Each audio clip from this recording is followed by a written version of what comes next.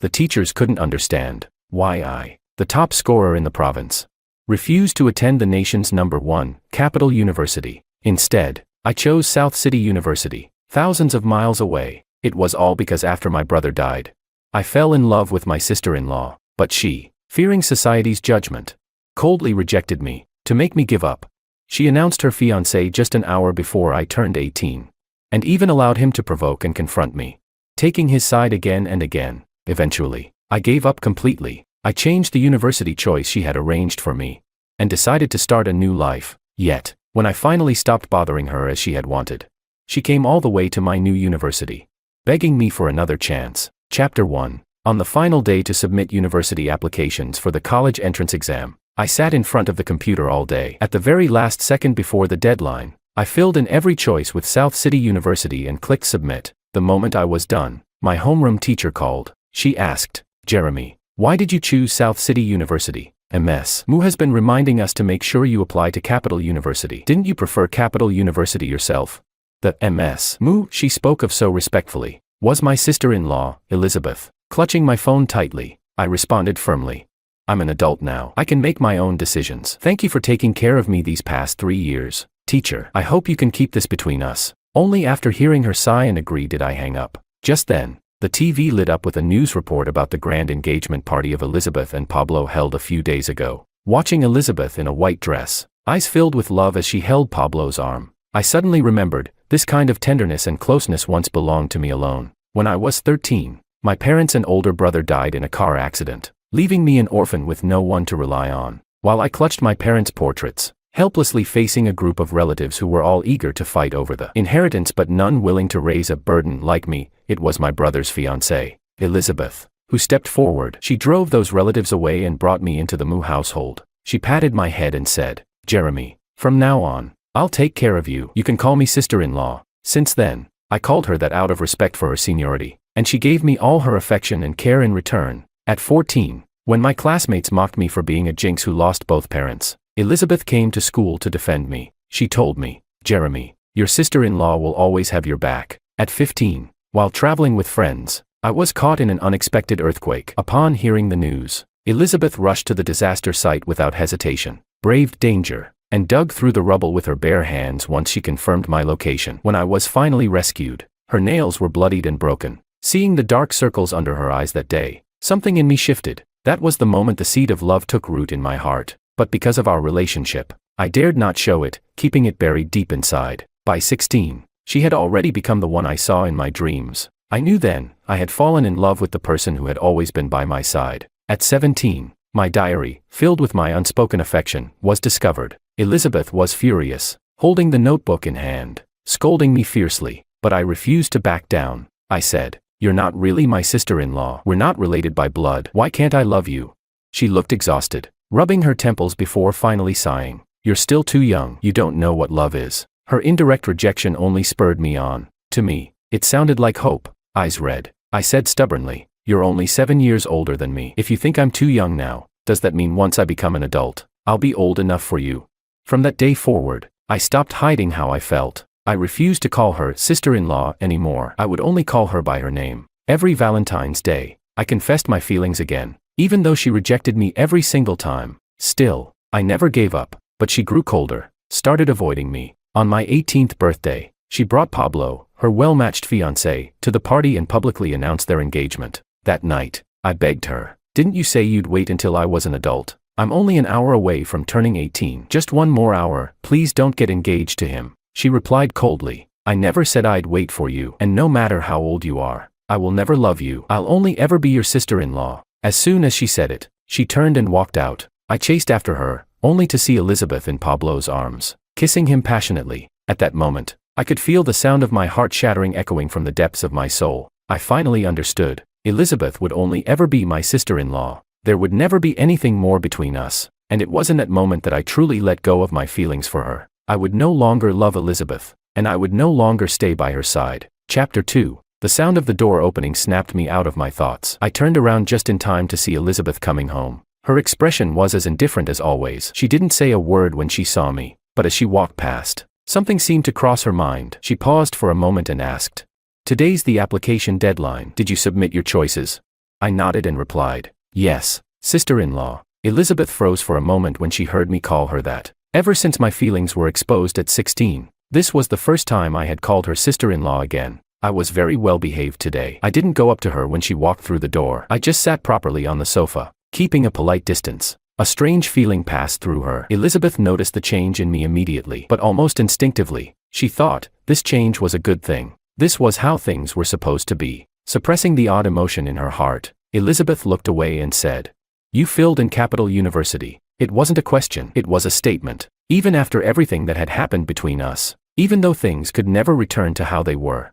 Capital University had always been the unspoken agreement between us. Capital University was one of the best universities in the country. More importantly, it was in our city. Long ago, Elizabeth had already bought a place near the university, planning for us to move there together once I was accepted. Even now, with a fiancé by her side, that thought hadn't changed. She had never imagined that I would choose to leave. I could hear the certainty in her voice. A flicker of discomfort crossed my face, and after a long silence, I finally lowered my head and replied, yes. Elizabeth wasn't surprised at all. She nodded and headed toward the study. Before leaving, she reminded me, if you need anything before the semester starts, just contact my assistant. He'll take care of it. I said, sister-in-law. Actually, I hesitated. Just as I was about to gather the courage to speak, her phone suddenly rang. She glanced at the name on the screen, and her expression instantly softened. She said gently, Pablo, what's up?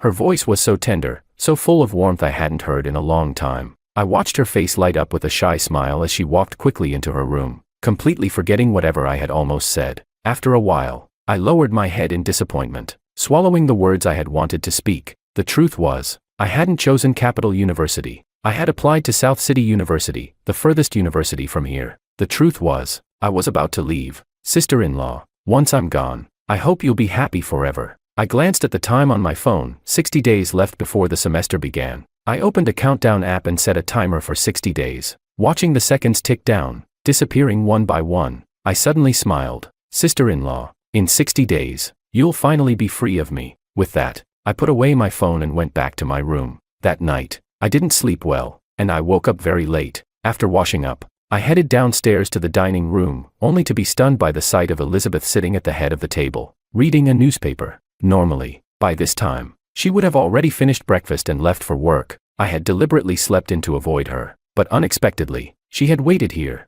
Seeing me finally come downstairs, Elizabeth frowned and said, even if it's the holidays, your schedule shouldn't be all over the place. I didn't argue. I simply nodded and chose a seat far from her. But then she spoke again. My assistant will come by later to take you shopping for school supplies. Again, I just nodded. My silence caught her attention. Elizabeth sensed something was off about me. Just as she was about to speak, I asked first, sister-in-law, why haven't you gone to work today? Are you going on a date with Pablo? At my question, her previously calm expression changed instantly, and her tone grew cold without her realizing it. She said, that's none of your business. Her sudden harshness stunned me, but then I realized she had misunderstood my question. The truth was, I only saw her as my sister-in-law now. That was a simple, casual question, nothing more. Just as I was about to explain, Pablo pushed the door open and walked in. What are you two talking about? He asked. He smiled warmly, like a gentleman. When he heard I was going shopping for school supplies, he immediately volunteered to take me, acting like a caring elder. Elizabeth frowned, seemingly wanting to refuse. I also shook my head, about to say it wasn't necessary, but Pablo had already patted his chest and said confidently, Elizabeth, we're engaged now. That makes me Jeremy's uncle. Let me do my part. Elizabeth gave a small nod in agreement and completely ignored my opinion. She looked at Pablo helplessly and said, all right, then we'll all go together. Chapter 3. Seeing Elizabeth agree without hesitation, I lowered my head, a bitter smile curling at the corners of my mouth. The rejection I had wanted to voice was once again swallowed back. After we finished eating, I followed Elizabeth and Pablo to the mall. We first picked up some stationery, then moved to the clothing section to buy warm winter clothes. Noticing how I kept lingering in the winter wear section, Pablo looked a bit puzzled. Eventually, he couldn't hold back his curiosity and asked, Jeremy, your sister-in-law said you're going to Capital University. It's right here in the city. Summers in the capital are pretty hot, and orientations during summer too. Why are you buying so many winter clothes? My hand froze mid-reach. It's true, the capital gets scorching in the summer, but the school I'm going to isn't in the capital. It's in Pingcheng, far to the north. It's freezing up there all year round, and I chose it precisely because South City University is the farthest from the capital. I replied casually. I still have a lot of summer clothes, so I figured I'd just get all the winter stuff in advance. Saves me trouble later. I kept my tone natural and gave a vague excuse. They didn't think much of it. After we finished shopping, Elizabeth checked the time. It was already noon, so we decided to grab lunch. We headed to a nearby restaurant. Elizabeth ordered a table full of dishes, but once the food arrived, I found myself at a loss. The entire table was full of spicy food, Pablo's favorite, but I've always had a sensitive stomach and can't handle spicy food. Despite that, Pablo kept smiling warmly as he added more and more food into my bowl, even as I just silently picked at the plain rice. Watching the once white rice grains soak red with chili oil, I felt my face stiffen slightly. Seeing me stop eating, Pablo looked a little awkward and turned to Elizabeth. "Jeremy doesn't like me. Huh? I've been giving him food and he won't eat any of it." Elizabeth glanced at the food in my bowl, her expression darkening. "Stop acting childish. Eat your food," she said coldly. Her words held a warning, and I looked at her deeply, remembering how she used to go out of her way to accommodate my tastes. I still remember that one time I ate something too spicy by accident and ended up feverish, throwing up with a bad stomach. She rushed me to the hospital in the middle of the night and stayed up all night at my bedside, only leaving to rest once I had fully recovered. After that, she declared that spicy food would no longer be allowed in the house. There was even a time the maid intentionally ignored that rule. Elizabeth fired the entire staff, saying my health couldn't afford even one mistake. She had truly cared for me all these years, but now, just to please Pablo, she filled the table with spicy dishes and even pressured me to eat them. In the end, I said nothing. I just silently ate the food. The moment the chili oil touched my mouth, I started coughing uncontrollably, eyes tearing up from the spice, but Elizabeth didn't even glance at me. Once she saw I had eaten, she turned her attention completely to Pablo. She served him food, poured him water, wiped the corner of his lips, all with a tender, intimate touch. After the meal, Pablo suggested taking her on the Ferris wheel. Elizabeth was clearly thrilled and immediately got ready to head to the amusement park. Feeling my stomach burning like it was on fire, I waved them off. I said, "Sister-in-law, you two go ahead. I'll skip it." Pablo didn't take my rejection seriously. Instead, he kept pulling at my arm, insisting with a smile, "Come on, don't leave us hanging. How can we go have fun without you?" As he tugged at me, sweat formed on my forehead. My lips were pale, and my voice grew weak. I said, "I'm not feeling well. I just want to rest a bit." "Really? I'll sit this one out." Hearing that, Pablo finally gave up on trying to convince me, but he looked a little conflicted and asked, "Should we drop you off first? But the Ferris wheel's about to close." Just then, Elizabeth glanced at the time and made the decision. "I'll have the driver come pick him up. Let's go ride the Ferris wheel." Her word was final. She told me to wait there and said she'd call the driver soon. Then she and Pablo walked off toward the amusement park, but I waited at that spot for a long time, and the promised driver never came. As the sky began to darken, I let out a bitter laugh. There weren't many cars in this villa area, and I couldn't catch a ride. Luckily, home was only 3 kilometers away. Clutching my aching stomach, I walked all the way back on foot. The moment I got home, the pain became unbearable. I rushed to the bathroom and threw up violently. After taking some medicine, I leaned against the sink, trying to catch my breath, when my phone suddenly vibrated. It was a message from Pablo, along with a photo. He wrote, "The Ferris wheel was actually great. Too bad you missed it." I scrolled up to look at the photo, and froze. It was a picture of Pablo and Elizabeth kissing on the Ferris wheel, but within seconds, the photo was deleted. Then another message popped up. "Oops, sent the wrong one." "Don't mind it." Staring at the message, I smiled. If this had been the old me, I probably would have felt crushed, but now, I simply replied, "As long as you're both having fun, that's what matters." Chapter 4. For the next few days, Elizabeth didn't return home, but during those days, I kept receiving messages from Pablo. One day he told me he and Elizabeth had gone to a romantic restaurant. The next, he said Elizabeth was off with him to see a sea of flowers and wouldn't be home. Then he claimed she was spending the night at his place. Along with that, he accidentally sent me a photo of Elizabeth in a bathrobe, only to delete it 2 minutes later. At the end, he messaged, "Take care of yourself at home, Jeremy." I didn't bother replying. I was too busy sorting through every single gift Elizabeth had given me over the years.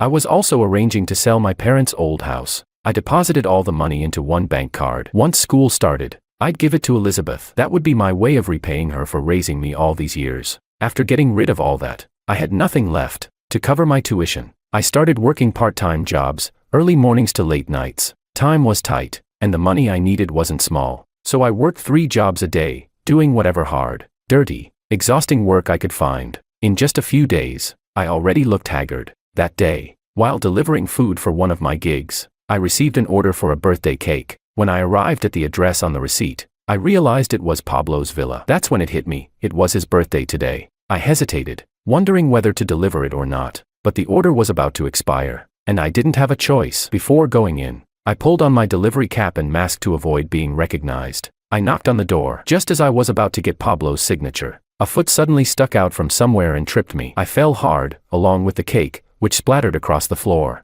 The custom cake was completely ruined. A few of Pablo's friends who had come out with him wrinkled their brows and stepped back in disgust. One of them sneered. "How clumsy can you be? You've destroyed a perfectly good cake." I could tell someone had tripped me on purpose, but looking around, I knew none of these people were going to speak up for me. I could only keep apologizing, but the people surrounding me refused to let it go. Someone said, "Do you think 'I'm sorry' is enough? This cake cost 7 figures. Can you afford to pay for that?"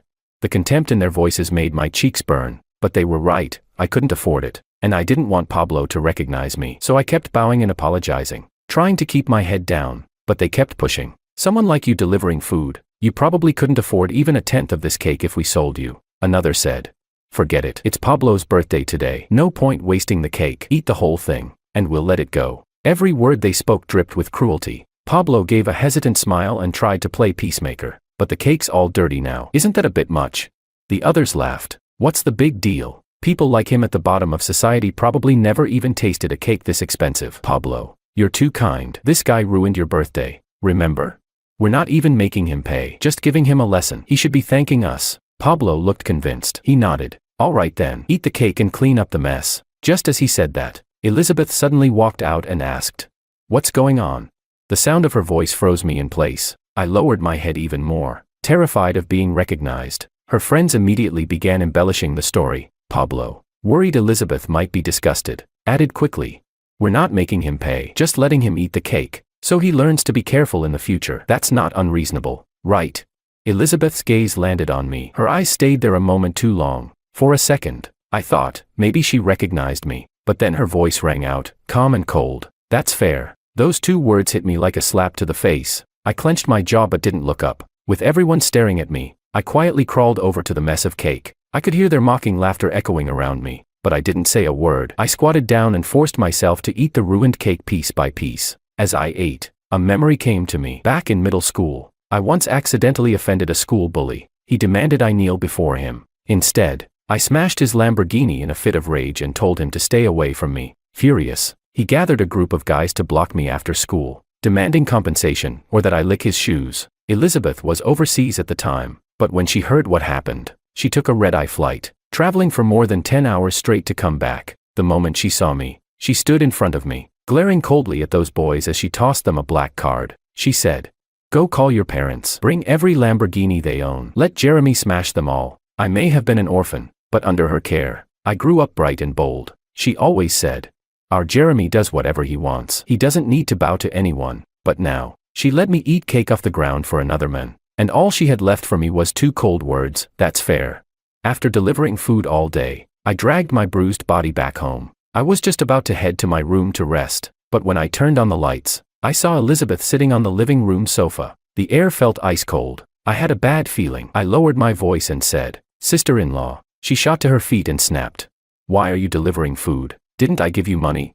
So she had recognized me. Then why did she still make me eat that cake, just to make Pablo happy? I kept my head down and didn't respond, but her voice came again, sharper this time. "And another thing, why did you sell the old house and all the gifts I gave you? What are you trying to do, Jeremy? Have you completely lost your mind?" Chapter 5. The moment her words fell, a chill shot through my heart. I hadn't expected Elizabeth to find out so soon. I hesitated for a long moment, then finally came up with an excuse to cover it up. I said, "I just figured I wouldn't use those things anymore. No point in keeping them around. So I sold them." It was a clumsy lie, one Elizabeth clearly didn't buy. She was about to press further when her phone suddenly rang. Glancing at the screen, she saw it was a call from Pablo. As soon as she picked up, an anxious voice came through. "Elizabeth, I just tripped and twisted my ankle. There's no one around." Hearing that, Elizabeth immediately forgot all about questioning me and rushed out the door. Watching her disappear down the hallway, I didn't know whether I should feel disappointed that I now meant so little in her world compared to Pablo, or relieved that she was so preoccupied with him that my plans could proceed unnoticed. The next morning, after I washed up and came downstairs, Assistant Lin was already waiting with a gold card in hand. He said, "Sir, this is from Chairwoman Mu." Before I could refuse, he had already handed the card to me and left the villa, leaving me standing there, staring blankly at the card. In the end, I picked it up, but I didn't put it away. Instead, I placed it beside the bank card I had prepared to return to Elizabeth. I planned to give them both back to her together when the time came. I never used the gold card. I didn't stop working my part-time jobs either. I still hadn't saved enough for tuition, but this time, I kept everything a secret from Elizabeth. Luckily, she was too busy taking care of Pablo to notice. She was out early and back late every day, which gave me plenty of time to do what I needed to do. A week later, one evening, I received a message inviting me to a class reunion. It was our first gathering after graduation. Since we were all going our separate ways soon, and I'd be going far away, I figured I might not get the chance to see them again. So I canceled my shift that night and agreed to go. But just as I stepped out of the villa, I ran into Elizabeth and Pablo returning together. Elizabeth asked, "It's late, where are you going?"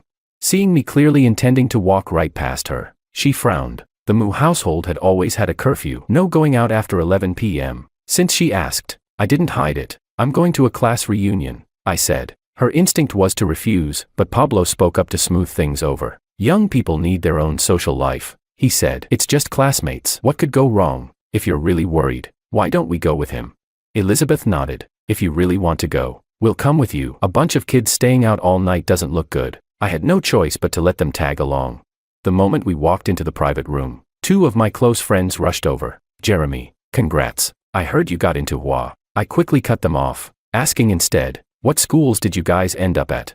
They were confused by my interruption, especially as I subtly shook my head at them, but they still went along with it and answered my question. "Our scores weren't as high," one said. "Alicia's staying local, going to a university here in the city. As for me, my parents decided to send me abroad." I tugged them toward the center of the room, glancing back at Elizabeth as I walked. She stood silently, her gaze fixed on me, unreadable. I didn't know if she had heard what they said, and could only hope she hadn't. In the end, Elizabeth didn't say anything. Instead, she stepped into the room and was the first to speak. "Tonight's bill is on me." Instantly, the room burst into surprised chatter. "Jeremy, your sister-in-law is gorgeous and generous. God, please bless me with a sister-in-law like hers." The compliments rolled in one after another. If this had been before, I would have basked in it, like they were praising me instead. I probably would have added, "Of course, my sister-in-law's the best and most beautiful woman in the world." But now, I just smiled faintly, and said nothing at all. Chapter 6. At the reunion. Perhaps it was the striking contrast of beauty and elegance between them, or maybe it was the genuine affection between Elizabeth and Pablo. Either way, they kept drawing everyone's attention, as the two of them acted like no one else was around, openly showing off their affection. The classmates around us couldn't help but look on with envy. Someone said, "Jeremy, your sister-in-law is so sweet to her boyfriend." "I'm jealous." "Right, I want a mature goddess like your sister-in-law too." "I second that." "I third that." Everyone chimed in with laughter and teasing, but something in their words seemed to strike a nerve with Elizabeth. Her expression darkened slightly. She said, "People your age shouldn't be looking for someone like me. You should be dating people your own age." As she spoke, her gaze drifted, almost imperceptibly, toward me. The air froze for a moment. I understood the message behind her eyes, but I said nothing. Instead, I stepped forward to ease the tension. "They're just here to hang out with me." "Sister-in-law," I said, "don't worry about them. Let's just enjoy ourselves." On the screen at the front of the room, karaoke lyrics continued to roll. Others, sensing the shift in mood, quickly jumped in. Yeah, let's sing." The first song was one I had picked. I hadn't learned anything new recently, so I chose an old one I knew well. A crush is a one-person thing. I held the mic and sang along quietly. My voice carried a soft melancholy. When the song ended, everyone clapped and praised me. "Jeremy, you sang that so well. You really captured the feeling of bittersweet love." "Hey, speaking of secret crushes, Jeremy, now that we've graduated, you should confess. Who knows when we'll see each other again? If you miss your chance, it'll be a shame."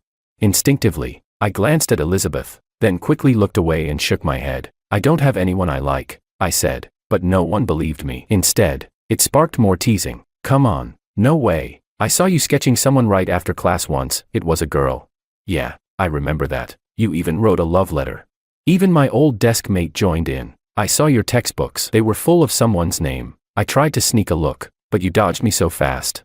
A little drunk and way too hyped, they began egging me on to confess. Someone even grabbed my phone, trying to scroll through my contacts. I held on tightly, protecting it. feeling more and more overwhelmed. That's when Elizabeth suddenly stood up. "I have something to do," she said. "We'll head out first." With that, she and Pablo left without another word. Only after she was gone did I quietly let out a breath of relief, but not in time. One classmate had already found the top contact on my phone and hit call. I quickly snatched the phone back. I was just about to explain, when Elizabeth's voice, cold and low, came through the speaker. "Jeremy, I will never love you." Then came the beep of the call being disconnected. As her words settled into the air, the entire room fell into a deathly silence. Every face was painted with awkwardness and regret. After that night, I never saw Elizabeth Moo again. Not until the evening before the Moo Corporation's anniversary gala. She returned briefly and handed me a box. Her gaze still indifferent. She said, "Try it on, see if you like it." I took the box and returned to my room.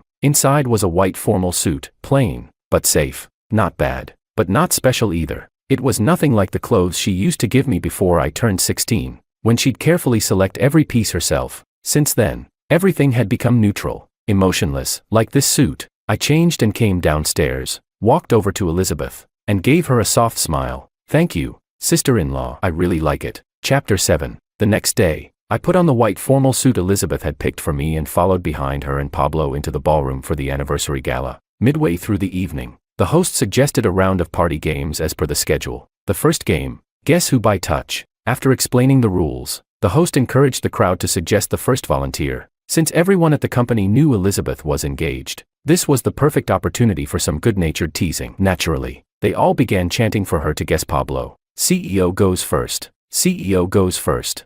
Elizabeth didn't step forward. Instead, she frowned. She didn't enjoy these kinds of noisy games, and she certainly hadn't expected to become the center of attention. She was about to decline when Pablo took her hand and said, "Elizabeth, this actually sounds kind of fun. I want to try too. Come on, do it with me. Let's see if you can recognize me." With Pablo coaxing her like that, Elizabeth finally agreed. Once she was blindfolded, the men were arranged into a line per the host's instructions, each extending one hand. Everyone watched eagerly as Elizabeth began walking forward, blindfolded. The guy on the far end stared at his own hand, tense with anticipation. But Elizabeth didn't stop. She passed by one man after another, without pausing, without reaching out to touch a single one. A wave of disappointed sighs spread through the room. "Ah, I thought I might actually get to hold the CEO's hand." "Same." She didn't even raise her hand. The murmurs were finally interrupted by the host. "Looks like Chairwoman Moo can recognize Pablo just by his scent. She must be very in love to be that confident. So, gentlemen, please don't make a sound, it might give her an unfair advantage." Unbothered by the comments, Elizabeth kept walking steadily forward, but just as the host finished speaking, she suddenly stopped. Standing right in front of her was me, silent, unmoving. She reached out and grabbed my hand. Her clear, composed voice rang softly in my ear. "It's you." And then, before I could react, she lifted her face and leaned in to kiss me. The entire room fell silent. Pablo's smile froze, his expression cracking visibly. Startled, I instinctively pushed her away, my grip tightening in panic. "Sister-in-law," I said hurriedly, "you've got the wrong person. Pablo's standing right there." Elizabeth's body tensed. Then she slowly released my hand, turned, and walked toward Pablo's position, taking his hand this time. Pablo gave an awkward smile and said, trying to sound playful, "How could you mistake someone else for me?" Elizabeth took off her blindfold. For a moment, she looked like she didn't know how to explain. Eventually, I spoke up to smooth things over. "Maybe it's because Pablo and I are about the same height," I said, "and we were standing close. It was just a mix-up." Elizabeth looked slightly surprised that I had stepped in to help, but she only gave me a quick glance before turning her attention away again. I didn't stick around either. I quietly found a seat in the corner and watched the rest of the game from a distance. By 4 in the afternoon, the party was winding down. Guests began to leave. Elizabeth eventually brought Pablo over to find me. I was sitting alone, eating cake. She said, "I've still got a few things to handle. The driver will take you two over first." I nodded, offering no argument. I followed them silently, getting into the car behind Pablo, and sat quietly as the two of them exchanged affectionate goodbyes outside. Once the car pulled away and Elizabeth was out of sight, Pablo turned to me with a casual air and asked, "Jeremy, is there someone you like?"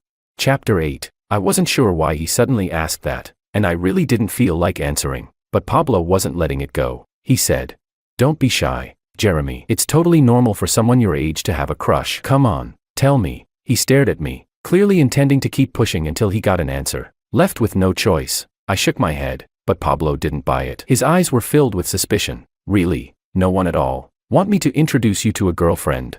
No need. I rejected his offer without hesitation. With everything that had happened between us, I saw no reason to let Pablo have any say over my personal life, but in the very next moment, Pablo smirked. Something in his expression shifted, like he'd suddenly become a completely different person. He said, "Are you sure you don't need help? Or is it because you're hiding someone in your heart you don't dare talk about?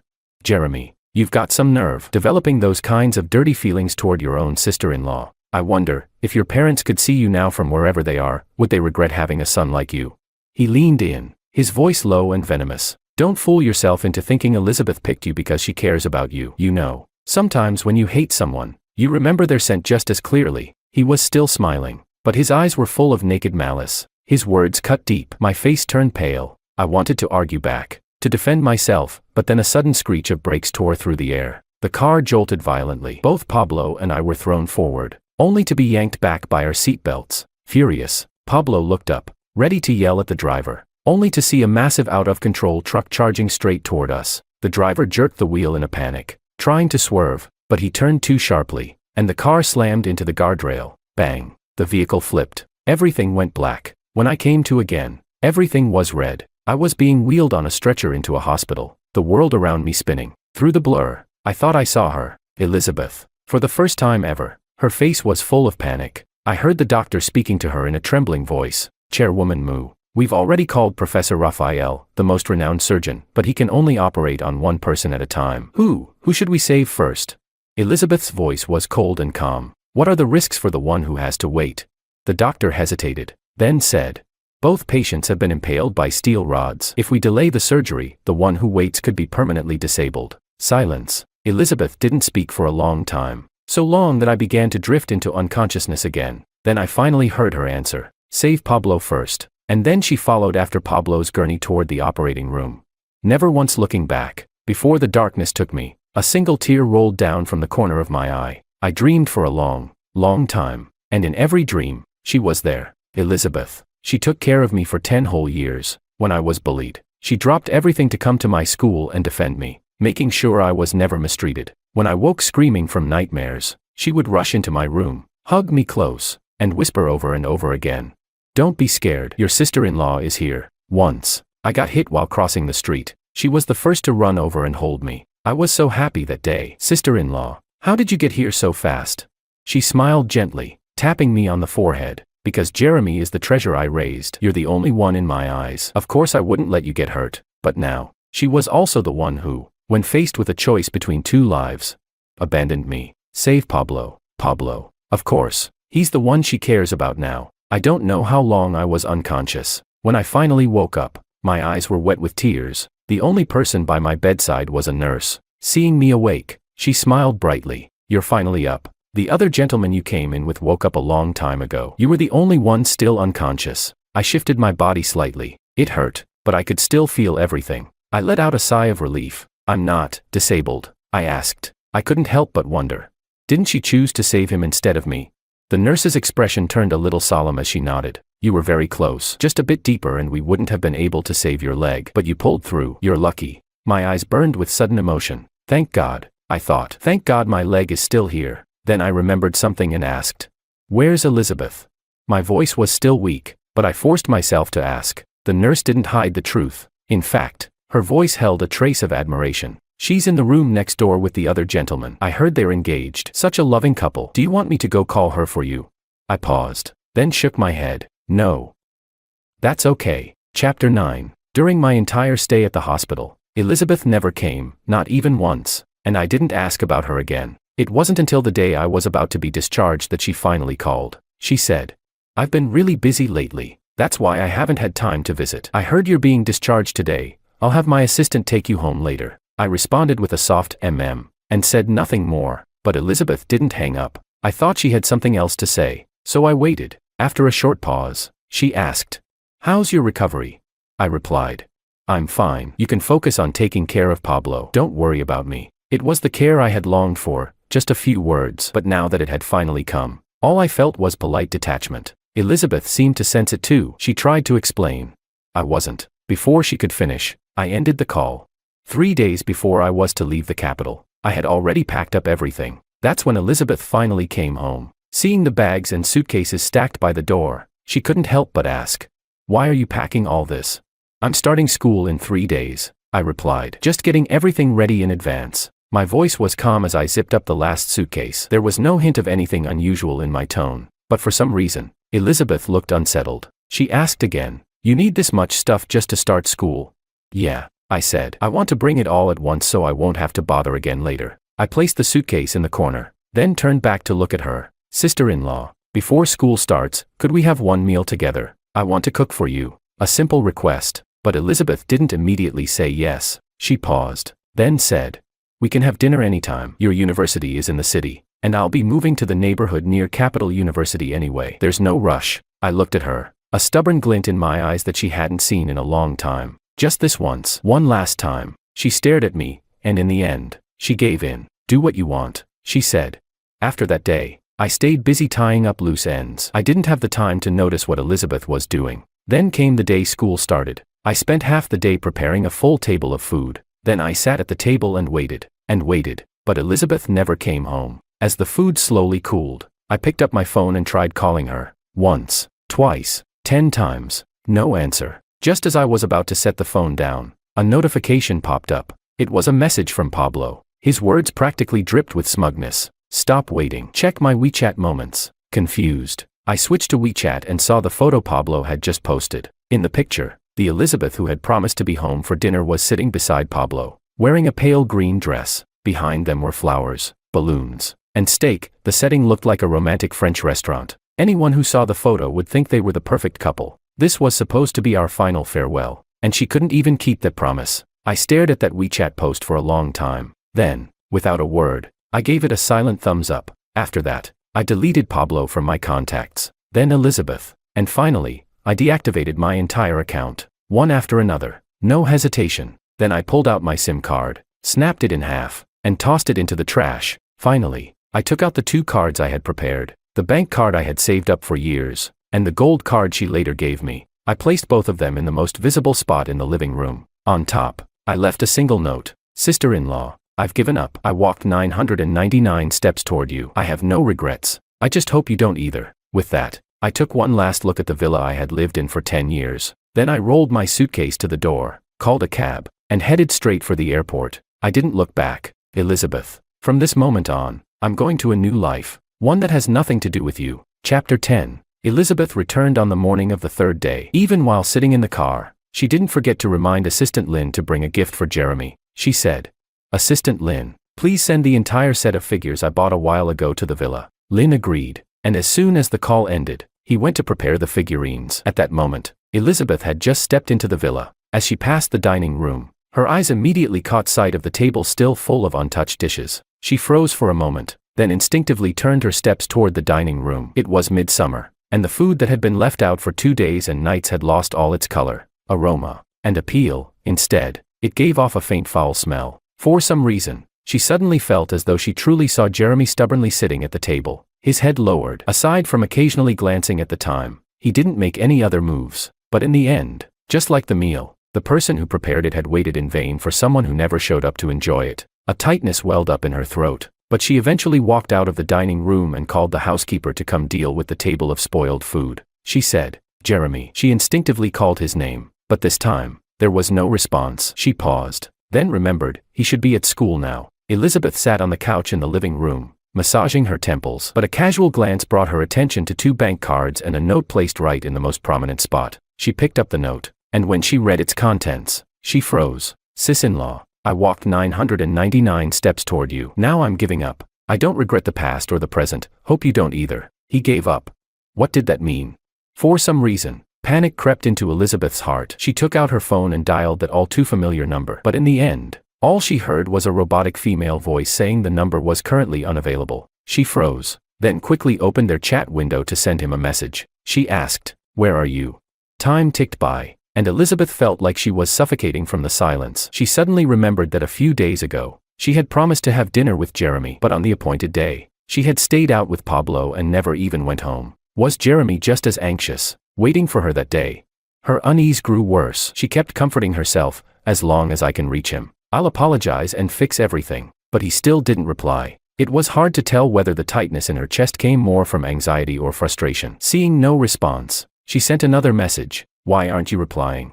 But this time, a glaring red exclamation mark appeared next to her message. An indescribable wave of rage surged through Elizabeth's body. She suddenly hurled her phone across the room, her chest heaving as her emotions spiraled out of control. She gritted her teeth and said, "Got some nerve now, huh? Blocking me like this?" Snatching up her keys and retrieving the phone, she stormed out of the villa. Just as she stepped outside, she ran into Assistant Lynn, who was carrying the gift box. Seeing her expression, Lynn hesitated and asked, "President, the figurines?" She snapped, "Take them back." The words came out harsh and full of anger. But just as Lynn turned to leave with the box, she called him back. "Forget it. Give them to me. You can head back now." Her expression was so dark that Lynn dared not ask another question. He handed over the box and quickly left the villa. Only after putting some distance behind him did he finally let out a sigh of relief. Just then, a low-profile yet luxurious Maybach sped past him, nearly scaring his legs out from under him. Meanwhile, Elizabeth raced all the way to the apartment she had bought near the Capital University, storming in to confront Jeremy and demand an explanation. But the moment she entered, she realized there was no trace of anyone ever having lived in that room. Chapter 11. Elizabeth was so furious that she actually laughed. With a cold snort, she said, "You've really grown a pair. Huh? Blocking me, cutting off contact, and now you've even moved out of my apartment. Let's see just how far you think you can run." When Elizabeth arrived at the president's office at Capital University, it was right in the middle of the lunch break. In exchange for donating an entire research building, she gained access to the school's database, hoping to find out which class Jeremy was in and where he was living. But after almost an entire afternoon of searching, the president wiped the sweat from his forehead and finally shook his head at Elizabeth. The president said, "Chairwoman Moo, it's not that I don't want to help you, but we really don't have any record of him in our system." Which can only mean, he trailed off, looking at Elizabeth with a complicated expression. Was she negligent toward her younger relative? It didn't seem that way. She was willing to donate a whole building just to locate this boy named Jeremy. But if she truly cared, why was it that Jeremy clearly hadn't even applied to their university in the first place? Otherwise, even if he hadn't been accepted, there would still be a trace of him in their records. Elizabeth asked sharply, "Mean what?" Her frustration had reached a breaking point, so much effort wasted, all for nothing. Her voice held clear impatience as the president continued to fumble with his words. Seeing this, the president quickly forced a smile and finished his sentence. "It means he didn't apply to our university. He's not a student here." Elizabeth froze. She suddenly remembered the note Jeremy had left behind, the one where he said he was giving up, and also thought back to 2 months ago, when she had asked Jeremy whether he applied to Capital University. She hadn't paid much attention to the flicker of unease in his expression at the time. Now it all made sense. Jeremy had been lying to her from the beginning. What he gave up was his feelings for her. He meant to disappear from her world entirely. Elizabeth slumped into the chair, momentarily speechless. The despair on her face was clear and undeniable. The president of Capital University looked at her, now radiating nothing but despondency, and cautiously asked, "Chairwoman Moo, about the research building you promised, does that still stand?" She rose to her feet, numb and empty. Waving him off, she replied, "Yes, the building. I'll send someone to handle it soon." Walking out of the university gates, Elizabeth felt an unexpected hollowness in her chest. Wasn't applying to Capital University supposed to be part of their agreement? Jeremy had worked so hard, pushing his grades higher and higher, just to get closer to the admission line for Capital University. That way, he could stay in the city, stay close to her. So why had he suddenly changed? Had he truly decided to give up on her?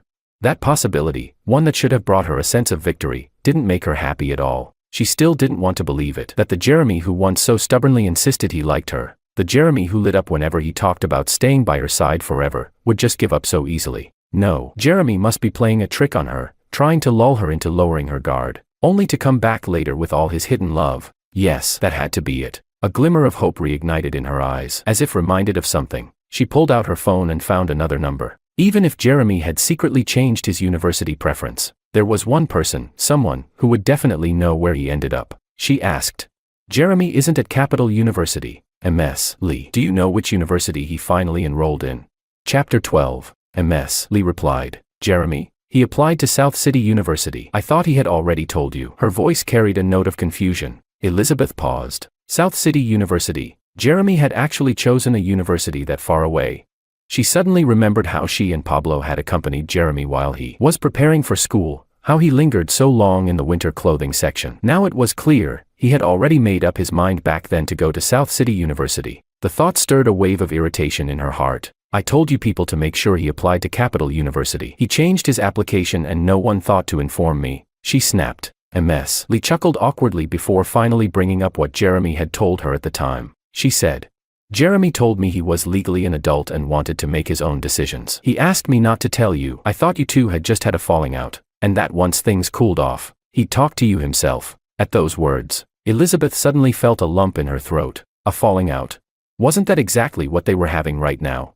And yet she still didn't even know what had caused him to vanish without a trace. But now that she knew where Jeremy had gone, Elizabeth didn't want to waste another word on the call. She hung up and immediately called Assistant Lynn. "Book me a flight to Penang as soon as possible," Elizabeth instructed. "Penang? That far?" Lynn sounded surprised when he heard the destination. "But President, you have a meeting tomorrow morning." Before he could finish, Elizabeth cut him off impatiently. "Reschedule the meeting. Just book the flight. Don't worry about anything else." "Yes, ma'am." Not long after the call ended, Elizabeth received her flight details. It was scheduled for just 2 hours later. She didn't linger. She got in the car and headed straight for the airport. By the time her flight landed in Penang, it was already 10 p.m. She didn't wait for the pickup Assistant Lynn had arranged. Instead, she hailed a cab and told the driver to take her to South City University. South City University was far from the airport. Even by car, it would take nearly an hour. When Elizabeth finally arrived, it was already 11 p.m. She glanced at the time and, after a moment of hesitation, decided not to look for Jeremy right away. Instead,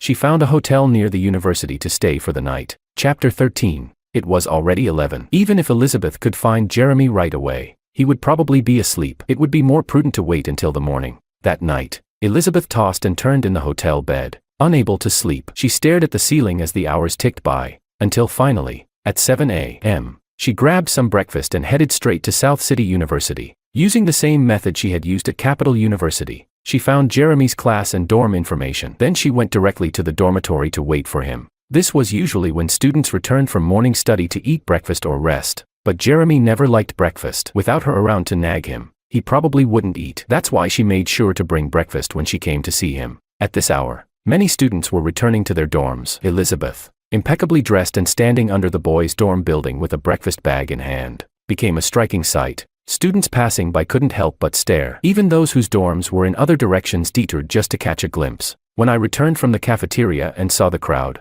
I had no idea Elizabeth was the center of attention. At first, she was completely obscured by the group, so I planned to head straight upstairs. But my curious roommate insisted we take a look. And that's when I saw her, Elizabeth, the woman I thought I'd never see again. The moment I recognized her, my instinct was to lower my head and leave. But she spotted me first. Seeing me turn to escape, she raised her voice. "Jeremy, wait."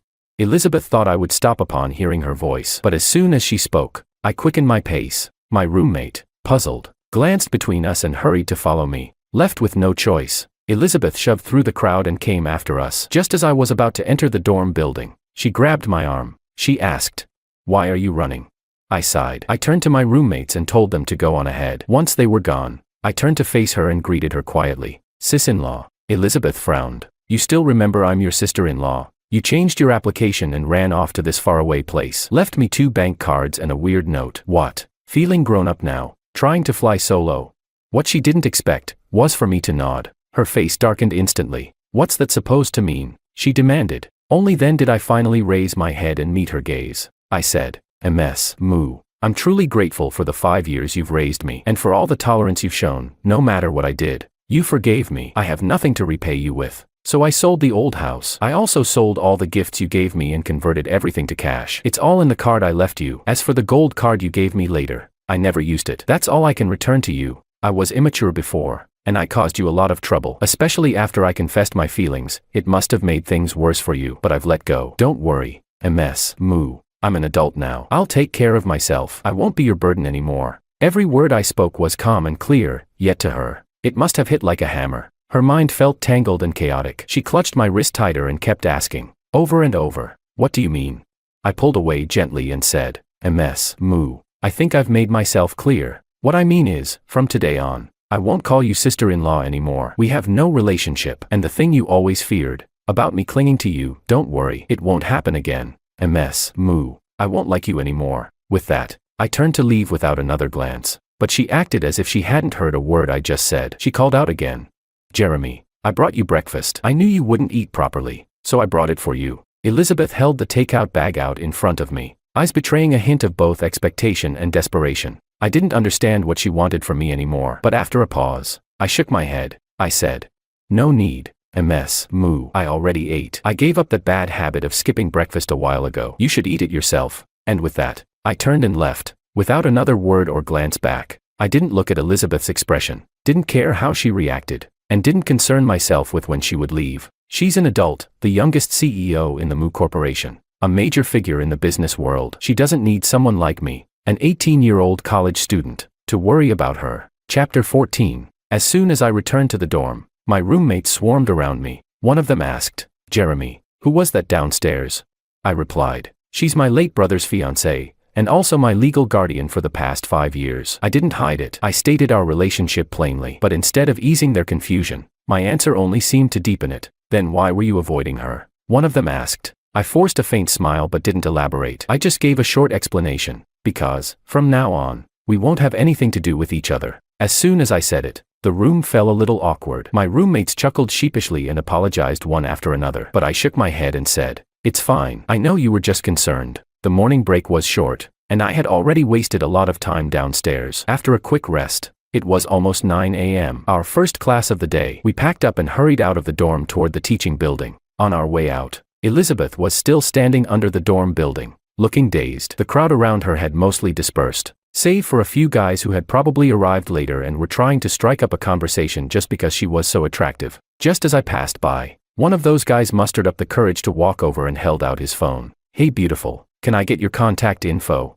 I didn't stick around to see whether Elizabeth accepted or rejected him. I was too busy getting to class, but from the moment I appeared, Elizabeth's eyes had been fixed on me. The reason she didn't immediately brush off the guy who approached her was because she wanted to see if I'd react. She wanted to see if I really no longer liked her. But as she watched me pass by, without a pause, without even glancing in her direction, Elizabeth realized, with a hollow feeling in her chest, that maybe I truly didn't like her anymore. This was the answer she had waited 2 years for. For this, she had deliberately spent time with other men, flaunted her closeness with Pablo right in front of me, and repeatedly threw cruel words at me, saying she could never like me back. Now, she got what she wanted. So why did her heart feel so heavy?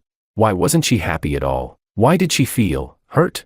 She couldn't find an answer, nor did she have the energy to entertain the guy still waiting for a response. Without a word, she stood up and walked off campus. Just as she stepped out of the main gates of South City University, her phone suddenly rang. She took it out and glanced at the screen. Pablo. She had ditched Jeremy countless times in the past because of Pablo, but now that Jeremy had truly given up on her, she realized she had no desire to see Pablo again. The ringtone echoed again and again. She didn't answer. She just let it ring, go to voicemail, and ring again, until, finally, the other end gave up and stopped calling. Elizabeth hadn't planned to return so soon, but after just 2 days in Penang, she was summoned back by the Moo family patriarch. Rushing back to the Moo family's old estate, the moment she stepped in, she saw Pablo sitting cheerfully beside the old matriarch, beaming with charm. A faint frown tugged at Elizabeth's brow, but she walked forward and asked, "You called me back in such a hurry. What's going on?"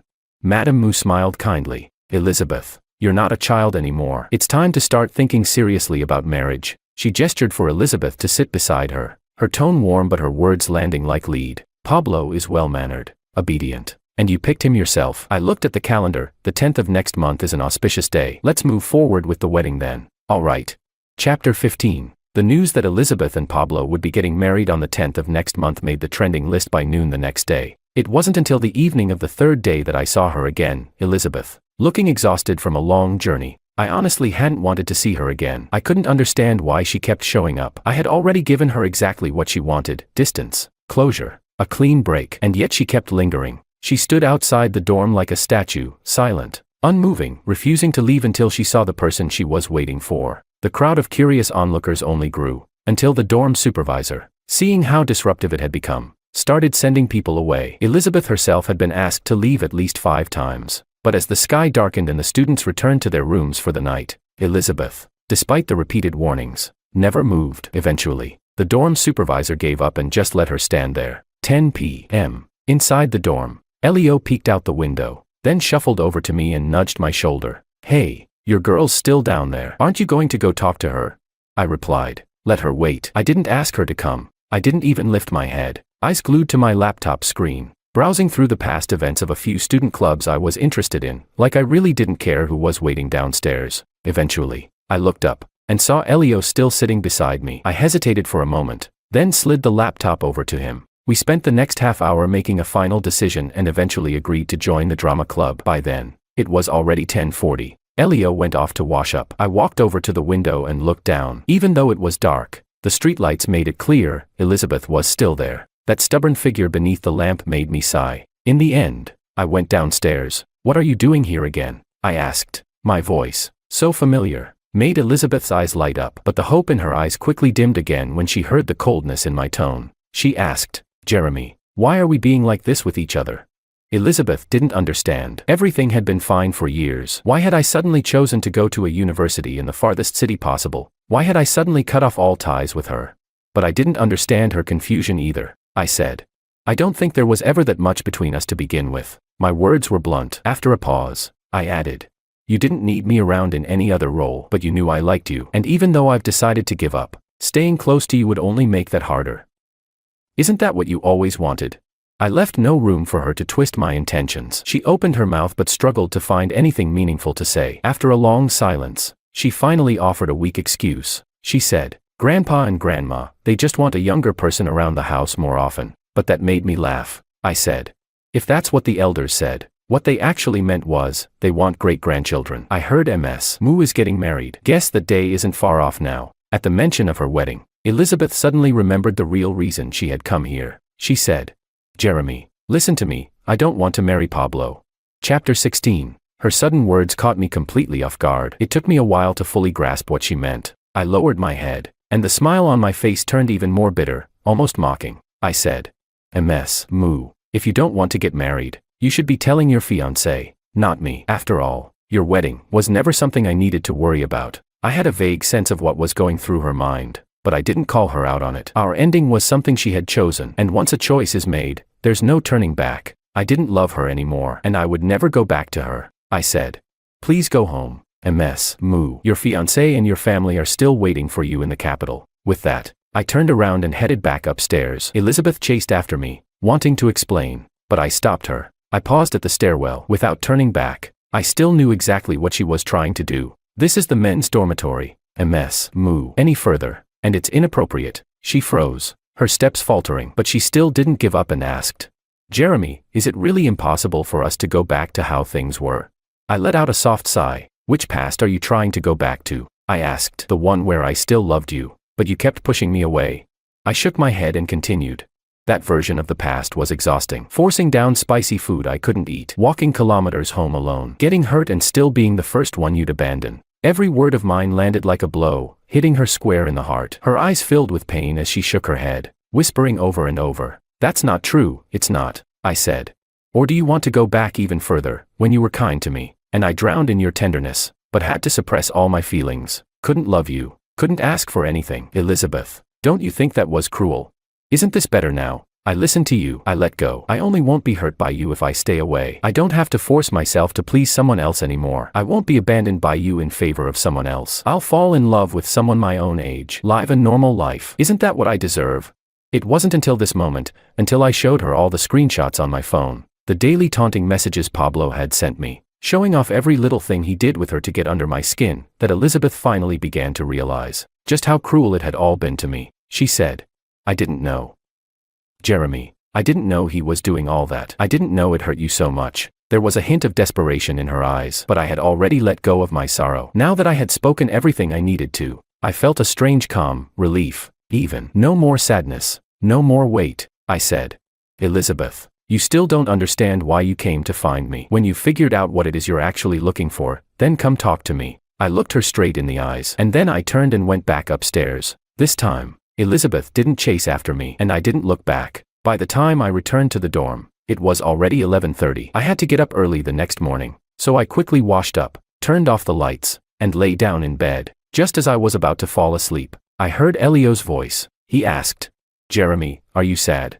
He kept his voice low so he wouldn't wake the others. Our beds were close, so I heard him clearly. I hadn't expected Elio to be so perceptive. After a moment of silence, I answered honestly, "A little bit." Chapter 17. Even though I hadn't known Elio for long, after just a few days together, We were already like brothers. I let out a sigh and began telling him everything, leaving out Elizabeth's identity. I said, I used to like someone. 4 or 5 years. She was kind to me, but she didn't like me back. In fact, she rejected my feelings pretty hard. To avoid me, she started pulling away, got engaged to someone else. Even when I was in danger, she didn't care anymore. I was hospitalized after a car accident, and she didn't come to see me even once. So eventually, I gave up on liking her, but later, I realized she didn't actually hate my feelings. She was just scared to face them, because she liked me too. She just couldn't admit it. My voice grew distant as I spoke, and I could feel Elio's silence grow heavy. When he heard my last sentence, his breath caught. He asked softly, "Do you still like her?" I shook my head, then remembered he couldn't see, and lowered my voice to say, "It's all in the past now. I don't want to like her anymore." Elio nodded. "Exactly, that's how it should be." I couldn't see his face, but just from his voice, I could tell he was full of righteous anger on my behalf. He added excitedly, "Jeremy, I heard there are a ton of beautiful girls in the drama club. Let's go meet someone new tomorrow, make her regret it." I couldn't help but chuckle. I didn't refute him. Instead, I played along and said, "All right, tomorrow it is, but it's late now, and we've got an early class. Let's sleep." The room fell quiet, and I soon drifted off to sleep. The next morning, I was woken by my alarm. I got up and shook Elio awake before heading down to wash up quickly. Once he was ready, we left the dorm together. As we stepped outside, I didn't see Elizabeth. I figured she must have left already. I didn't dwell on it. I gave the area a quick glance, saw she wasn't there, and withdrew my gaze. I only hoped that this time, she wouldn't come back to disturb my life again. Our first class was self-study, no teacher. Since we hadn't slept well the night before, Elio and I both dozed off at our desks. By the end of class, we'd gotten enough rest and were feeling much more awake. We had no classes for the rest of the morning, and since we'd promised to check out the drama club, we grabbed breakfast and headed to their booth. It was early in the semester, and all the clubs were recruiting members. A whole section of campus had been set aside just for club booths. As new students walked by, the upperclassmen at each booth enthusiastically called out, "Basketball club recruiting. Hey bro, wanna check us out? Anime club sign-ups. Check out our figure collection and brand new cosplay costumes. Join us and you could get your own. Drama club. Anyone? Tons of handsome guys and gorgeous girls. Want to join the student union? It's a great way to grow and earn extra credits." Elio and I had already made up our minds. We walked straight to the drama club booth and signed our names on the registration sheet. The upperclassman in charge of the booth saw 2 new recruits at once and beamed with delight. She said, "Wow, you two are really good looking. You've definitely made the right choice with the drama club." Elio pulled me closer and glanced around at the other club members. Every single one of them was attractive enough to make heads turn. Grinning, he leaned toward the upperclassman and asked cheekily, "Senior, are all drama club members this good looking? And more importantly, are they single?" She lifted her chin proudly, patted her chest, and declared, "Of course we're good looking, but as for dating, that's up to fate." Elio nodded knowingly. He could hear what she was really saying. We're hard to get, but he didn't seem to mind. Beautiful people are worth the effort. After all. Chapter 18. A week later, after Elio and I finished our last class of the afternoon, we were on our way back to the dorm when a message popped up in the club group chat. It said that the recruitment season was officially over, and to welcome the new members, there would be a dinner gathering that evening. The dinner was set near campus, and since quite a few people were attending, they had booked a private room. Elio and I arrived neither early nor late. When we stepped into the room, a portion of the group was already there. I immediately spotted the senior who had been in charge of recruitment and went up to greet her. "Hi, Senior Sue." Cecilia seemed to remember Elio and me fairly well. She smiled as we walked in and started introducing us. She said, "My name is Cecilia. I'm the president of the drama club. This is our vice president, Lillian. Just a heads up, she's single."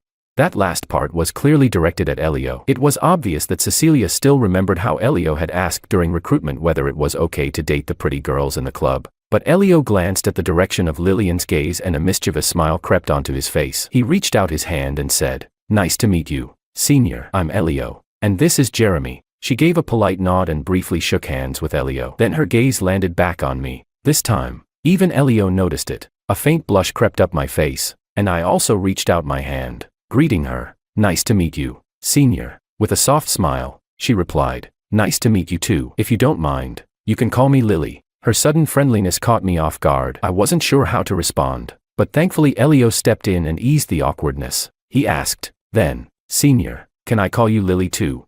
Lillian gave a small cough, and the tips of her ears gradually turned red. She didn't answer his question, but at least the moment had passed without tension. 10 minutes later, everyone had arrived. After we were all seated around the table, someone noticed there was an extra chair. Just as people were wondering about it, Cecilia stood up, cleared her throat, and said with mock mystery, "We have a special guest tonight. From today on, she will be the investor behind our club and will be fully funding our activities, tonight's dinner included." Cheers erupted around the table, except from me. I don't know why, but I had a strange feeling that I knew who this special guest was, and when Elizabeth walked in, dressed in a white dress, my suspicion was confirmed. For a moment, I didn't know what to say. Chapter 19. Elizabeth entered the private room, instinctively wanting to walk in my direction, but everyone else had already taken their seats. The only empty chair left was at the head of the table, and both seats beside me were already occupied. She recognized both of the people sitting next to me. One was my roommate. The other was the president of the drama club. Her emotions were complicated. She considered asking Lillian to swap seats, but couldn't think of a reason. She looked at me, hoping I would make the suggestion instead, but after giving her a glance when she entered, I hadn't looked her way again. After a brief pause, she reluctantly sat in the seat that had clearly been reserved for her. Even though it was just a brief moment, Lillian keenly noticed Elizabeth's gaze. She poured me a glass of juice and, using the motion of handing it over to lean in slightly, asked in a low voice, "Do you know our new investor?" I replied, "No, I don't," I answered firmly, without hesitation. It was clear that Lillian didn't believe me, but since I didn't want to talk about it, she didn't push further. With everyone present, we went around the table introducing ourselves while waiting for the food. Once the intros were done, the dishes began arriving. Lillian was incredibly attentive. She kept an eye on my needs, serving me food and refilling my juice, even though I repeatedly told her she didn't have to. The veteran club members weren't used to seeing Lillian act so sweet. They couldn't help teasing her about it. Elio even stepped in to intercept her a few times on purpose, but she just gently served him another portion as if nothing had happened. Her thoughtful nature almost had me fooled into thinking she was always like that. But when another guy came over, trying to strike up a conversation while holding a drink, she responded with a polite yet distant attitude, nothing like the warm tone she had when speaking to me. That's when it hit me. This gentle side of her was something she reserved especially for me. Elio remarked, "Wow, looks like I'm enjoying some of your perks too." He had clearly noticed Lillian's attitude as well. He leaned in a little, and although he lowered his voice, the implication behind his words was crystal clear. I was busy handling Elio's teasing and Lillian's attentiveness, so I didn't notice that Elizabeth had been quietly watching me the whole time. Elio noticed, but he didn't say anything, just rolled his eyes. Lillian noticed too. Her smile became even softer, almost as if to shield me completely from Elizabeth's gaze. But what hurt Elizabeth the most was that I didn't push Lillian away. It was as if she were punishing herself, continuing to watch the whole dinner unfold. And when Cecilia suggested we all head to a karaoke bar afterward, Elizabeth came along as well. At the KTV, Elizabeth was once again a step too late and missed the chance to sit next to me. In the end, she found herself alone in a corner, watching me laugh and chat with others. Soon, it was my turn to sing. I had picked a love song. I picked up the mic, focused, and started singing along to the melody. As soon as I opened my mouth, Elio couldn't hold back and exclaimed, "Jeremy, just how many surprises are you hiding from me?" I couldn't help but smile at his comment. The very next moment, a soft and clear voice joined mine, harmonizing perfectly. I turned my head in surprise, and saw Lillian's gentle, smiling face. Chapter 20. From the corner of the room, Elizabeth watched the smile on Jeremy's face, and for a moment, it stung. The subtle connection between him and Lillian, the unspoken understanding, was like a thorn stuck in her throat. She thought back carefully and suddenly realized it had been a long time since Jeremy had smiled like that around her. Ever since she discovered his hidden feelings when he was 16, she had gone from shock to anger. Without hesitation, she shattered that final layer of illusion, trying to force him to give up on what she saw as a forbidden love. But Jeremy, unexpectedly, had been stubborn. He refused to let go. From then on, every time he approached her, he did so with extreme caution, afraid of saying or doing the wrong thing, terrified of upsetting her. She wouldn't let him stay close, and even when he did, her expression was always cold. Elizabeth thought that by doing so, she could kill his feelings, but instead, he persisted, for 2 whole years, and during those 2 years, she had never seen him truly smile again. Now, she had finally succeeded in driving him away. He was moving on, to someone else, and she regretted it. After the song ended, the atmosphere between Lillian and me felt more relaxed. It was no longer as awkward as it had been during dinner. A senior girl asked, "Hey, Junior, can I get your contact info?" I turned around and saw it was another senior member of the drama club. I didn't refuse. After all, we were in the same club. Sharing contacts would make communication easier. The gathering wrapped up around 9 p.m. Before leaving, I went to the restroom. When I came out, I saw Elizabeth waiting outside. I paused for a moment, but I had no intention of catching up with her. I stepped forward, intending to walk past her, but she reached out and grabbed my wrist. She said, "Jeremy, I regret it." Left with no choice, I turned around and looked at her. I pulled my hand free from her grasp, and the look in my eyes was nothing like the joy she had hoped for. I asked, "So what?"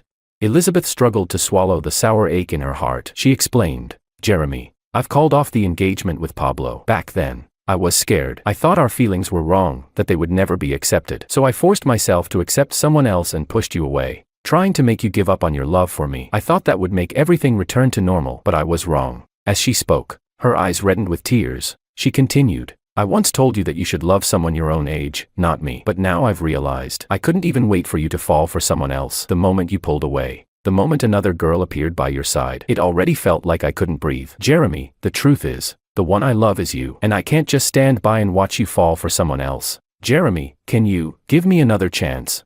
Elizabeth rarely cried. In my memory, the first time I saw her cry was when I had just arrived at the Moo household. She hadn't been so attentive to me in the beginning. She didn't know how to raise a child, and had just taken over the company, so she barely had time to care for me. Because I was living under someone else's roof, I was too timid to speak up, even when I caught a cold and ran a high fever. That night, I collapsed in front of her, my body burning with heat. It wasn't until she got close that she noticed something was wrong, and she rushed me to the hospital. The doctor said if we had been even a little later, I could have ended up brain damaged, or worse, dead. When I woke up, the first thing I saw was Elizabeth's face, filled with guilt, her eyes red from crying. From that day on, no matter how busy she was, she always made time for me. She gave me everything she could, showered me with love, just to prove that the Moo family was now my home, and that she would be my safe harbor, forever. But promises, in the end, are just words. Chapter 21. And now, she was crying again, right in front of me, her voice choked with emotion, begging me to give her another chance. I looked at her and let out a long sigh. I said, "Elizabeth." Hearing her name, she lifted her head. Her eyes were full of pleading and hope, but mine held only confusion. I asked, "If you loved me, then why, knowing I have a sensitive stomach, did you still force me to eat those spicy dishes I couldn't handle, just because Pablo said something? Why, when Pablo and I got into that car accident, did you choose to save him instead of me? You didn't even come to see me afterward, not even once. Do you know what happened right before that crash? He called me delusional, said I had some sick crush on my sister-in-law, said my feelings for you were disgusting and shameless. And Elizabeth, you chose him." With just those two questions, I watched the hope in her eyes shatter bit by bit. She had no answer, because not even the present-day Elizabeth truly understood what was going through her mind back then when she made those choices. Even if her goal had been to make me give up, there had been 1,000 other ways, none of which needed to hurt me like that. Seeing her fall silent, I let out a cold laugh. "See, even you can't explain it. Elizabeth, do you really love me, or are you just used to having me around, used to being the only one in my eyes? And now that I've let go, now that I've moved on, you just don't know how to deal with it?" Elizabeth shook her head. "No, Jeremy, I really love you." She tried to explain in a panic, but before the words had even fully left her mouth, I had already turned and walked away. I was still close enough to hear her, but my steps didn't slow for a second. A few steps later, I saw Lillian. Her eyes shifted past me and landed on Elizabeth behind me, but only for a second. Then she looked back at me. She asked, "Need help?" I knew exactly what she meant. I shook my head and said, "Don't worry about her. Let's just head back." The moment I said let's, Lillian couldn't help the smile that tugged at her lips. She nodded and replied, "Okay, I'll walk back with you." I didn't refuse. When we returned to the karaoke room, only Elio was left. Seeing us come back, he picked up Lily's bag and walked over. He said, "Let's go." The three of us walked away, farther and farther. No one looked back. Only Elizabeth remained where she stood, watching us disappear into the distance. She could have caught up, just a few quick steps and she'd be beside us. But somehow, that distance felt impossibly far. So far, that even if she spent a lifetime chasing, she'd never be able to reach it again. Back at the dorm, Elio, always good at reading the room, headed upstairs first, leaving me and Lillian the space to ourselves. I didn't even have time to stop him. I gave Lillian a helpless shrug and said, "Sorry, that's just how Elio is, always kind of impulsive." But Lillian shook her head and replied, "No, he's very thoughtful." I didn't know how to respond to that. Before I could say anything else, she smiled and asked, "Can I call you Jeremy?" I nodded, and only then did she continue, "Jeremy, can we be friends?" I wasn't expecting that. I froze for a second, then smiled. I said, "I thought we already were, the moment you called me Jeremy." Understanding the implication behind my words, Lillian smiled, a little embarrassed. That was slow of me, she admitted, twirling a strand of her hair. Then she added, well then, let's exchange contacts. We were so caught up talking earlier, I didn't get the chance. I nodded. Instinctively, I reached for my phone, only to find nothing in my pocket. It hit me then. I'd left my phone in the dorm. I had completely forgotten to bring it out with me. Chapter 22. Just then, Elio came rushing down the stairs, panting and out of breath. He placed my phone in my hand with a kind of ceremonial reverence, then turned around and jogged back upstairs like a man who had completed a grand mission. I couldn't help but laugh at his retreating figure. After exchanging contact info with Lillian, I waved to him and said, Senior, it's getting late. I'll head up first. You should head back soon too. Lillian nodded, and only then did I start up the stairs. But just as I reached the corner landing, I saw 3 very familiar figures awkwardly crouched there, peeking down the stairwell. 4-person dorm, everyone but me was gathered right here. I sighed, helplessly. What are you guys doing? They looked a bit embarrassed to see me come up so quickly, their eyes darting around, trying to cover for themselves. They said, wow, this staircase sure is a staircase. And the moon tonight, it's just so moon-like. Elio, at least, stayed composed. Man, I just ran too fast, needed to catch my breath. The other 2 gave him a look that screamed, seriously. Meanwhile, in an apartment near South City University, Elizabeth sat slumped on the carpet beside her bed. Empty liquor bottles were scattered around her. Her cheeks were flushed, clearly, she was already drunk. Still, she kept mechanically pouring and drinking, over and over. Eventually, even pouring felt like too much effort. She grabbed the bottle and started drinking straight from it. Beside her, her phone kept lighting up and going dark, ringing non-stop. Finally, annoyed by the endless buzzing, she reached for it, but her blurred vision doubled everything in front of her. After fumbling several times, she still couldn't grab it. Frustrated, she swiped at it hard. Bang! The phone flew across the room. The ringing stopped abruptly, and silence returned. Only then did the restlessness in her chest begin to quiet down. She picked up the bottle again and took a swig, only to get nothing. She pulled it away and gave it a shake. Out again, she muttered to herself. Then she let her body fall sideways, landing right on top of the pile of bottles. They were cold, and they dug painfully into her back. She winced as 1 or 2 propped-up bottles jabbed her ribs. Annoyed, she flung them aside with another careless sweep and laid back down. It was still uncomfortable, but nowhere near as painful as what she felt inside. She whispered, Jeremy, I was wrong. Please forgive me, she kept murmuring, but her consciousness was already slipping. Finally, she fell into a heavy sleep. Elizabeth had a dream. In the dream, Jeremy confessed to her when he was 16. Instead of reacting with shock and fury, she gently told him that he was still too young, that he couldn't yet understand the weight of the feelings he carried. So they made a promise. They would spend 2 years apart. And if, after 2 years, he still loved her, they would be together. During those 2 years, they didn't live under the same roof, but they stayed in touch, just like regular friends. There were no age gaps, no complicated roles, no forbidden labels. When Jeremy got bullied, she didn't show up in person, but she made sure someone was there to protect him. Then came his 18th birthday. Jeremy confessed again. He said, Elizabeth, I've thought it through. I'm not afraid of the consequences. I still love you so much. Can we be together?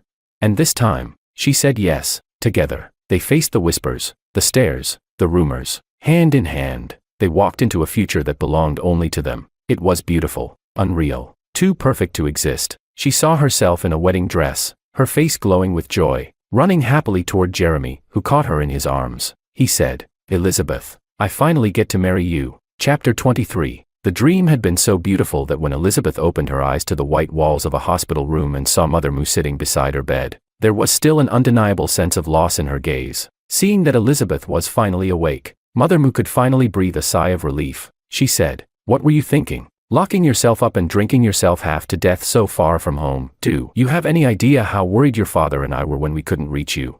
As she spoke, her eyes began to shimmer with tears. I only have one daughter. Do you know what it felt like to open that door and find you unconscious, unresponsive, no matter how loud I shouted? Do you know how scared I was when the doctor told me you had severe gastric bleeding, and if we'd brought you in any later, it could have been life-threatening? Elizabeth, even if you don't care about yourself, can't you at least care about me? Elizabeth remained silent for a long time before finally whispering, I'm sorry. Mother Moo continued, Come home with us, Elizabeth. If you don't want to marry Pablo, then don't. Just stop hurting yourself like this, okay? Elizabeth opened her mouth, as if to say something else, but in the end, all she could do was give a weak nod. What was the point of staying here anymore? Jeremy would never forgive her. Elizabeth lay in bed, drained of strength, staring at the 4 drip as the last drops slowly trickled down. The doctor had told her mother that her condition had stabilized, and once the drip was done, they could begin the transfer procedures. After leaving Penang this time, it might be a very long time before she ever returned. She wondered if Jeremy, upon hearing the news, would be glad. She wouldn't bother him anymore. I didn't find out about what happened to Elizabeth until much later, after she'd already been transferred back to the capital. That night, after the dinner gathering, she had returned home alone, gotten drunk, and ended up hospitalized with gastric bleeding. When I heard the news, I froze. Looking at the message Lynn, her assistant, had sent me, I stayed silent for a long time before finally replying. "Is she okay now?"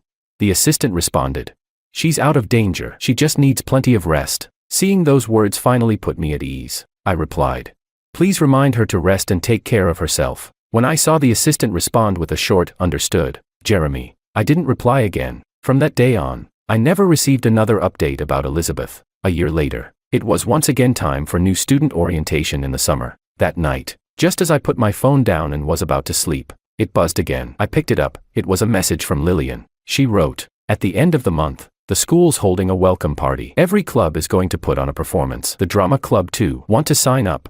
I replied, "Is it a stage play? I've never acted in a proper one. During past shows, I only helped behind the scenes or filled in tiny roles. I'm not sure I'd be good enough." I didn't immediately agree to her invitation, even though I'd been in the drama club for a year, and I'd technically been in a few performances. My actual acting experience was still nearly zero. But Lillian replied quickly. She said, "Most of our members had never done any acting when they joined. We all started from scratch. It's okay, I'll be there with you, and we'll be holding auditions. Just give it a try. If it doesn't work out, it'll still be good experience for the future." Reading that last part, I finally made up my mind. I responded, "All right, Elio and I will give it a shot." Lillian was clearly in a great mood after getting the answer she wanted. We chatted for a bit longer, and when it got late, we wished each other good night. I gently knocked on the edge of Elio's bed. "Elio, are you awake?"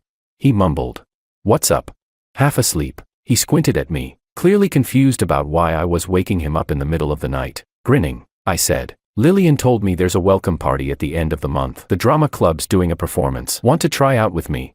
Elio blinked, checked the time on his phone, and went quiet for a second. Then he groaned.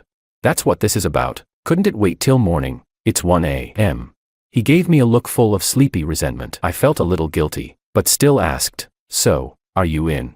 He muttered, Yeah, I'm in. Can I sleep now?" His voice was filled with resignation, but in the end, he still said yes. Chapter 24. I finally let Elio off the hook, and that night, I slept like a baby. The next day, after our classes, the two of us headed to the drama club to sign up. When we arrived, the play had just been decided. It was a classic, a scene from Snow White. Originally, I only intended to audition for a supporting role with a decent amount of lines, but Elio grabbed the pen and, without hesitation, wrote my name down under Prince. Then, under the list of 7 dwarfs, he put his own. He said, "Since we've decided to level up, this time you play the prince, and I'll be a dwarf." He looked beyond excited, his eyes practically glowing. Then he pulled me up to Cecilia and eagerly asked, "Senior, is Lillian signing up too?" Cecilia exchanged a glance with Elio. She looked down at the sign-up sheet where Jeremy was now boldly written in the male lead column, and then she simply wrote Lillian under the female lead. "She's in," she said. Just like that, Lillian and I were very clearly arranged as the leads. No discussion, no negotiation. The two of us stood at the back, exchanging a wordless look, but Lillian looked at Jeremy and thought to herself, this isn't so bad. She'd suggested he audition in the first place just so they'd have more time together. Now that they were cast as the leads, she had even more reason to be around him. Since it was the beginning of the month, and the welcome party wouldn't be until the end, we still had about 4 weeks, plenty of time. Most of Snow White's key scenes were in the first half, and the audition scenes were also taken from that section. Ironically, in the actual script, the prince has the fewest interactions with Snow White, but despite that, Lillian still chose to rehearse with me the entire time. And honestly, as a total newbie in theater, having someone experienced like her helping out was a huge advantage. I avoided a lot of rookie mistakes, and her guidance helped me improve fast. After almost a week of rehearsals, the official cast list was finalized. Not much had changed, just the usual swaps and eliminations among popular roles. Lillian and I were firmly locked in as the leads. Elio's role, however, had changed, from a dwarf to the evil queen. That was my idea. After all, we had both agreed to level up. I couldn't be the only one taking it seriously. Elio had groaned endlessly about it. but ultimately gave in. The day before registration closed, he let me cross out his name from the dwarves list and write it under Evil Queen. He picked a role for me, and I picked one for him. Totally fair. Once casting was confirmed, the next step was to sort out costumes. Technically, Cecilia was in charge of that, but right now, it was Lillian standing in front of me, holding a notebook and asking for my measurements. I looked at her, puzzled. Isn't this part of Senior Sue's responsibility? Why are you handling it too?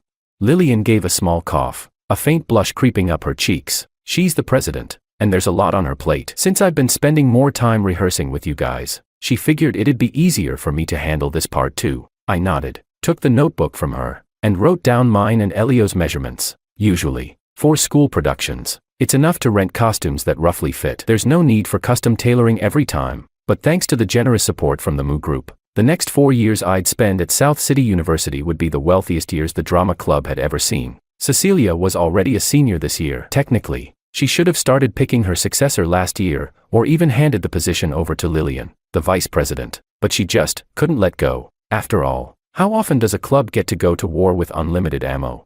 Not just the drama club, no other club on campus had ever seen a sponsor this extravagant. No budgets, no expectations, no limits. Chapter 25. It was obvious to everyone that the Moo Group was being this generous because of me, though I never admitted it. Whenever someone asked about my relationship with Elizabeth, I would simply reply, just an elder from the family. 2 weeks before the welcome gala, Cecilia told me she planned to recommend me as the new president of the drama club. I was a bit stunned. Sure, I'd known there would be a leadership change this year. Cecilia was a senior now, and by her final semester, she probably wouldn't stay on campus much. Even if she did, her focus would shift to academics and internships. What I didn't understand was, why me? I asked, wouldn't Lillian be more suitable? I voiced the question honestly, because I genuinely thought so. Cecilia chuckled. You two really are in sync. When I asked her, she recommended you. And now I come to you, and you bring her up. But on this, I agree with Lillian. She and the others are in their 3rd year. Come next year, they'll be busy preparing for graduation. If she took over now only to hand it off again next year, it'd be too rushed. You're just the right fit. Plus, let's be honest, everyone knows Moo Group is sponsoring us because of you. With you in charge, no one will object. Truthfully, the moment she mentioned Moo Group as a reason, I had intended to decline, but in the end, Cecilia convinced me. If I had no plans to completely sever ties with the Moo family, then there was no shame in accepting support that was already mine by default. Since I still called Elizabeth a family elder, then there was nothing wrong in accepting the help that came with that title. So I agreed, but for now, my main priority was the welcome gala, just 2 weeks away. It would be my first time performing on stage as the male lead. To say I wasn't nervous would have been a lie. I'd grown much closer to Lillian, too, over the rehearsals. Soon, the night of the gala arrived. Dressed in a white princess costume and stage makeup,